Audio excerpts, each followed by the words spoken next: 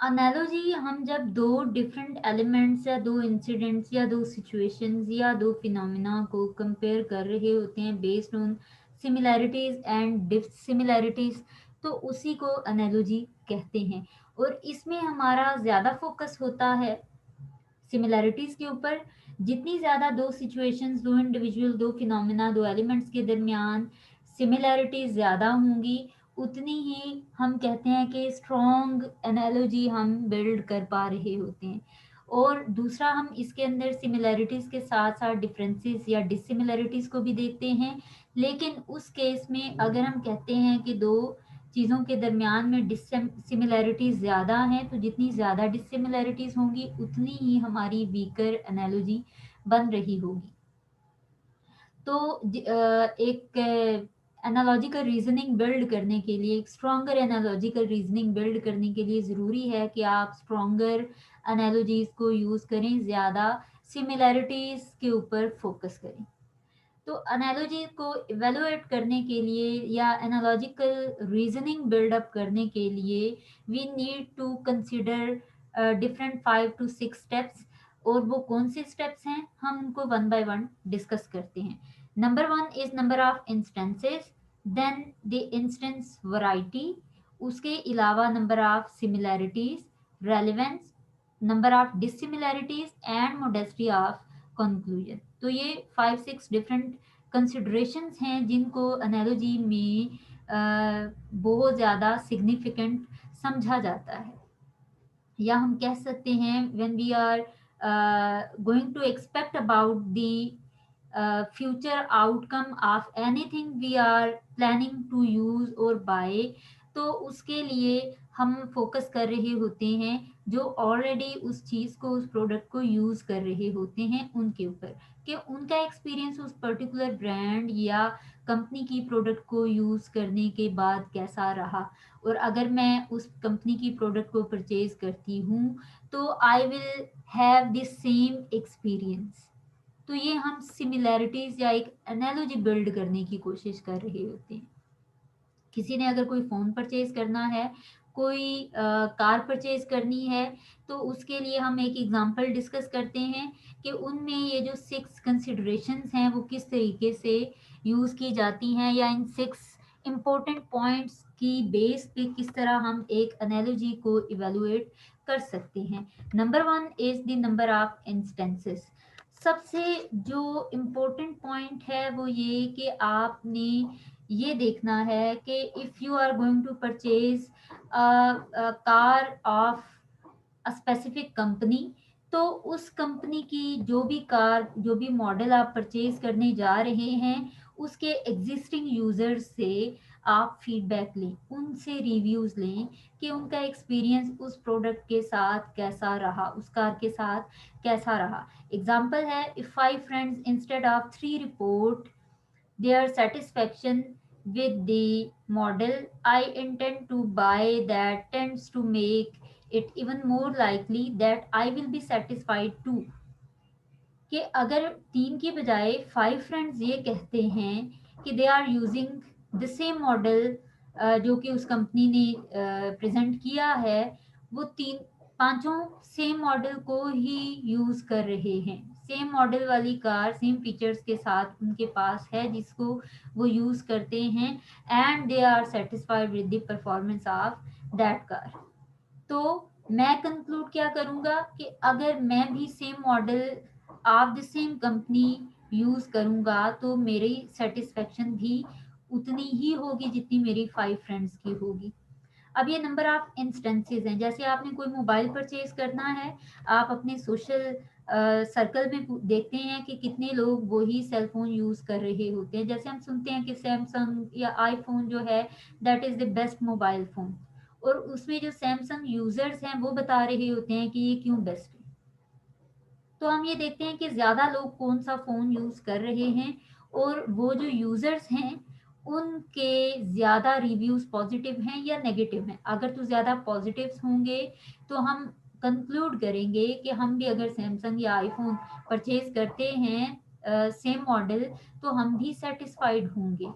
Number of instances की base पे we are trying to develop a strong analogies, कि ज़्यादा यूजर्स ने पॉजिटिव रिव्यू दिया, पॉजिटिव फीडबैक दिया, तो चांसेस आर देयर कि मेरा एक्सपीरियंस भी इस प्रोडक्ट के साथ सेटिस्फैक्ट्री होगा। Stronger analogy.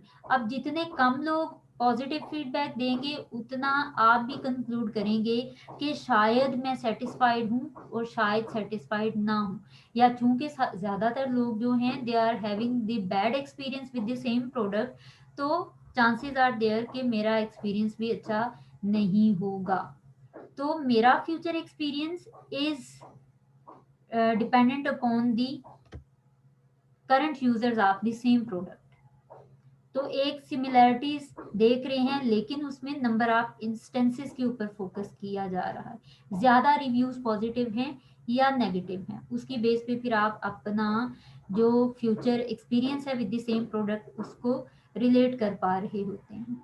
इसी तरह से the second most important consideration is instance variety. अब जो कार आप परचेज करने जा रहे हैं, आप ये देखते हैं कि इनमें से आपके 5 में से 3 फ्रेंड्स ऐसे हैं जिन्होंने के डिफरेंट डीलर से कार परचेज की है, और दे आर रिपोर्टिंग कि ये कार अच्छी है, इसकी परफॉर्मेंस सेटिस्फैक्ट्री है। दैट मीन्स के डजेंट मैटर कि एक ही डीलर से परचेज की जाने वाली कार्स के साथ लोगों का अच्छा एक्सपीरियंस है। दैट मीन्स कि वो कार जहाँ से भी जिस भी डीलर से परचेज की जाए, उस कार की परफॉर्मेंस के साथ आपका एक्सपीरियंस सेटिस्फैक्ट्री ही रहेगा। इंस्टेंस में वैरायटी आ गई। That means same model phone का है, सेम फीचर्स के साथ, लेकिन डिफरेंट मार्केट से आप उसको परचेज कर रहे हैं। इस्लामाबाद से, गुजरांवाला से, लाहौर से, रावलपिंडी से, दो चार और सिटीज ऐड कर लें, कराची से, लेकिन डिफरेंट डिफरेंट जगहों से परचेज करने वाले लोगों का पॉजिटिव फीडबैक आ रहा है, they are satisfied with the phone. तो इंस्टेंस वैरायटी ज्यादा है, लेकिन उनका एक्सपीरियंस सेम है, तो उसकी बेस पे वी कैन कंक्लूड कि हम किसी भी एक्स वाई जी शॉप से, किसी भी एक्स वाई जी मार्केट से अगर सेम फ़ोन परचेज करेंगे, तो हमारा भी आउटकम या जो हमारी सेटिस्फेक्शन लेवल है उस प्रोडक्ट के यूजेज के साथ वो सेम रहेगी जैसा कि एग्जिस्टिंग यूजर्स की है। तो यहाँ पे एनालॉजी स्ट्रांग होगी। लेकिन अगर ऐसा हो कि एक ही डीलर से परचेज किए जाने वाला फ़ोन का वो मॉडल अच्छा है, बाकी जिन लोगों ने दूसरे डीलर से परचेज किया है उन्होंने अपनी सेटिस्फेक्शन शो नहीं की है, या वो डिससेटिस्फाइड है उस प्रोडक्ट की परफॉर्मेंस के साथ, तो इंस्टेंस वैरायटी कम हुई। तो चांसेस हैं कि ये दैट मीन्स कि ये उसी डीलर के अंदर हो सकता है वो कोई कस्टमाइजेशन करवाते हों या कुछ ऐसा हो सकता है, that's why they are satisfied with the product. Otherwise बाकी लोग जो हैं वो तो डिससेटिस्फाइड हैं। तो इंस्टेंस वैरायटी जितनी ज़्यादा होगी विद द सेम आउटपुट, वो ज़्यादा स्ट्रॉन्गर एनालॉजी बनेगी, और उतना ज़्यादा आपका ट्रस्ट बिल्ड होगा ऑन दैट पर्टिकुलर प्रोडक्ट, कि कहीं से भी खरीद लो इसकी परफॉर्मेंस सेम है, दैट मीन्स उसकी मैन्युफैक्चरिंग सेम है। डजेंट मैटर कि कौन उसको सेल कर रहा है या उसको डील कौन कर रहा है, उसका डीलर कौन है। Third most important element is the number of similarities. अब आपने ये देखना है कि जो भी कार का मॉडल आपने जिसके बारे में फीडबैक लिया है अपने फ्रेंड्स से या उनके रिव्यूज लिए हैं before purchasing that particular model, आपने देखना है कि उनमें सिमिलैरिटीज कितनी है। कहीं उन्होंने कोई कस्टमाइजेशन तो नहीं करवाई हुई है, जिन्होंने सेटिस्फैक्ट्री परफॉर्मेंस शो की है उस गाड़ी की, उन्होंने कोई कस्टमाइज्ड फीचर तो नहीं ऐड करवाया हुआ उस गाड़ी के अंदर। अगर कस्टमाइजेशन नहीं है, उन्होंने अपने लिहाज से मॉडिफिकेशन या चेंजेस नहीं करवाई हुई हैं, वो जेन्युइन जो भी ओरिजिनल पार्ट्स थे उस गाड़ी के वो ही उन्होंने रखे, या उन्हीं जेन्युइन पार्ट्स के साथ उन्होंने उस गाड़ी को परचेज किया, और फिर भी उनके जो अ, उनका फीडबैक है, उनके रिव्यूज हैं वो सेम हैं, वो सेटिस्फाइड हैं। तो सिमिलैरिटीज उन सेटिस्फाइड कस्टमर्स से जो है, या उन तीनों में जो सेटिस्फेक्शन है वो एक तरह की है, based on the genuine parts. अब उसमें कस्टमाइजेशन नहीं है, वैरायटी ऑफ पार्ट्स नहीं है, उनमें डिफरेंसेस नहीं है पार्ट्स के अंदर। जैसा कंपनी ने मैन्युफैक्चर किया, they are using the product उसी तरह से, उसके अंदर कोई मॉडिफिकेशन नहीं की गई। तो जितनी ज़्यादा सिमिलैरिटीज, इंजन भी एक जैसा है, उसकी जो भी उसका स्ट्रक्चर है वो भी एक जैसा है, जिस तरह से वो उसकी असेंबलिंग की गई वो भी सारा सारा each and everything is the same. Similarities जितनी ज़्यादा होंगी, दैट मीन्स के सेम चीज़ आप भी अगर यूज़ करेंगे तो आपका एक्सपीरियंस भी सेटिस्फैक्ट्री ही होगा। इसी तरह से फ़ोन है अगर, तो उसमें भी आप देखेंगे कि जो सेटिस्फैक्ट्री परफॉर्मेंस फ़ोन की रिपोर्ट कर रहे हैं, उनकी रैम रोम, उनके फ़ोन की रैम रोम, मॉडल वेरिएंट, उनके मेगापिक्सल्स, जो जो फ़ोन के फीचर्स कंसिडरेबल होते हैं, आपने वो देखने हैं। वो जितने सिमिलर होंगे, हम कहेंगे कि पॉसिबिलिटी है कि हमारा एक्सपीरियंस भी सेम पार्ट्स ऑफ फोन के साथ सेम सेटिस्फेक्शन ही होगा, या हमारा सेटिस्फैक्ट्री हमें भी उसी तरह से सेटिस्फाई कर रही होगी जो हमारी नीड है उसके अकॉर्डिंग, क्योंकि एग्जिस्टिंग कस्टमर्स उसकी परफॉर्मेंस से सेटिस्फाइड हैं और सिमिलैरिटीज उनकी प्रोडक्ट के अंदर ज़्यादा हैं। फिर देखा जाएगा रेलेवेंस। रेलेवेंस में आपने ये देखना है कि जिस नीड की सेटिस्फेक्शन के लिए you are going to buy the car और द फोन, आपने उसके लिहाज से उसको इवेलुएट करना है। वो रेलेवेंट फीचर्स होने चाहिए। अगर आपको फ़ोन की स्टोरेज चाहिए तो your focus must be on the storage of that particular phone. गाड़ी की स्पीड के ऊपर अगर आपका फोकस है, आप एक गाड़ी की अच्छी स्पीड चाहते हैं, that's why you are going to buy that particular car, तो उसी के हवाले से आप इंफॉर्मेशन गैदर कर रहे होंगे या रिव्यूज़ ले रहे होंगे जो एग्जिस्टिंग उसके यूज़र्स हैं उनसे।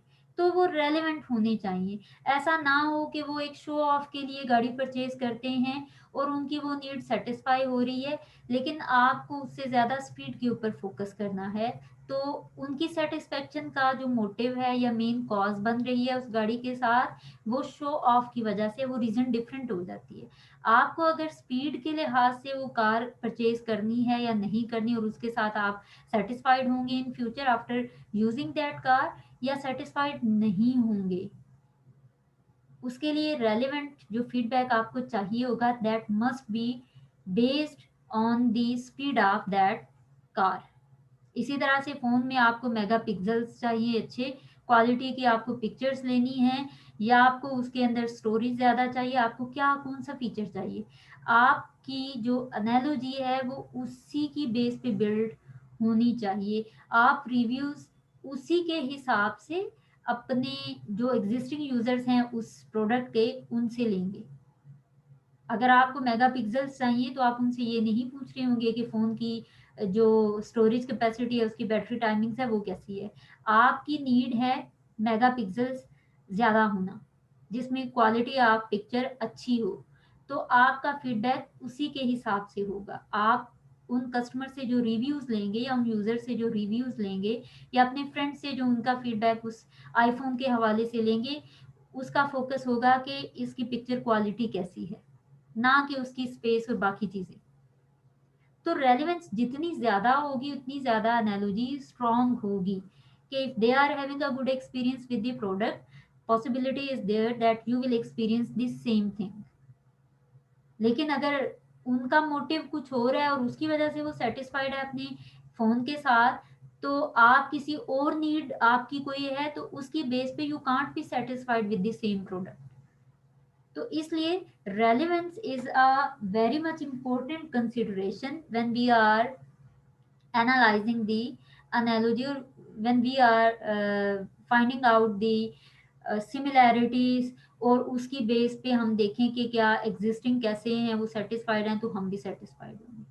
जो पर्पस है या जिसमें आप इंटरेस्टेड हैं, जिस नीड के सोल्यूशन के लिए आपको वो प्रोडक्ट परचेज करनी है, उसी नीड के सोल्यूशन की बेस पे आपको डाटा गैदर करना होगा। आपको रिव्यूज़ लेना होंगे, ताकि आप ये डिसाइड कर सकें कि उस फ़ोन या उस गाड़ी के ऊपर जो आप पैसा लगाने जा रहे हैं वो आपकी इन्वेस्टमेंट है या वो आपका एक लॉस हो जाएगा, कि आपको जिस काम के लिए गाड़ी चाहिए या फ़ोन चाहिए वो काम तो फिर भी अधूरा रह गया, तो फिर वो रेलेवेंस नहीं होगी एनालॉजी के अंदर।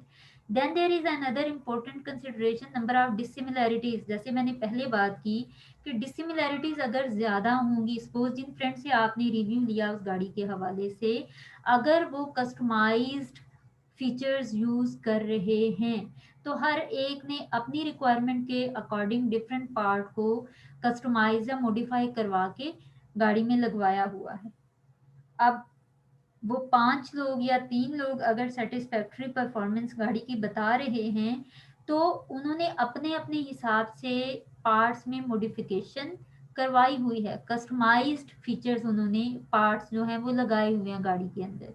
इसी तरह से फ़ोन जो है उसमें भी कस्टमाइज्ड फीचर्स हैं, that's why they are all of the friends are satisfied with the phone.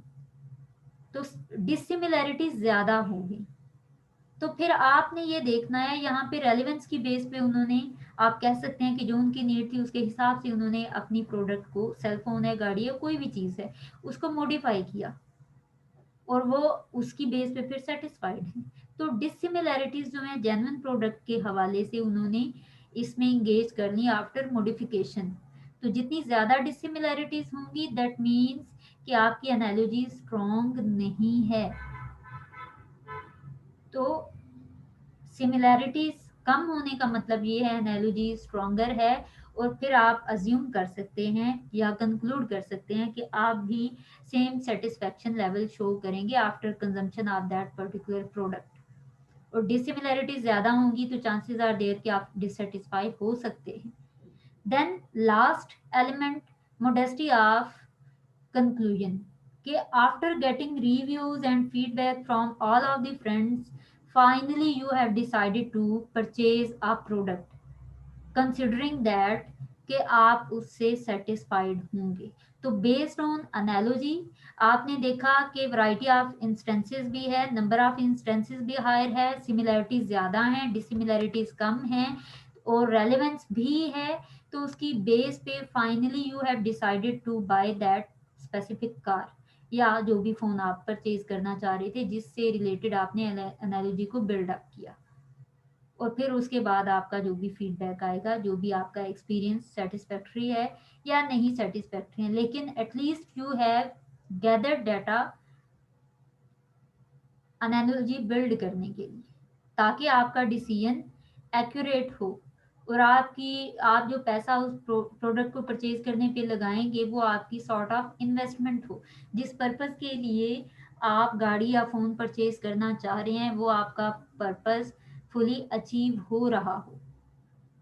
That's all about analogies.